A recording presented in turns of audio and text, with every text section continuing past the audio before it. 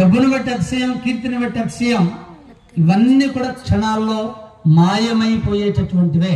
కాబట్టి మన అతిశయం దేవుని యందు ఉండాలి, మన అతిశయం క్రీస్తునందు ఉండాలి.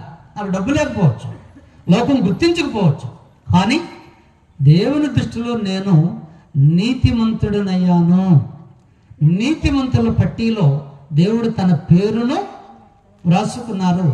నా మరణం అనంతరం దేవుడు నివసించే పరలోకానికి నేను కూడా వెళ్ళి దేవునితో కలిసి నివసిస్తాను అనేదే ఒక మనిషికి సరి అయినటువంటి అతిశయం.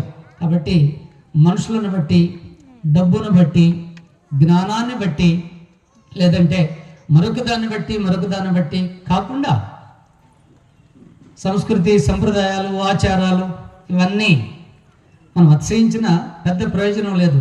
ప్రభువుని బట్టి మనం అతిశయించాలి.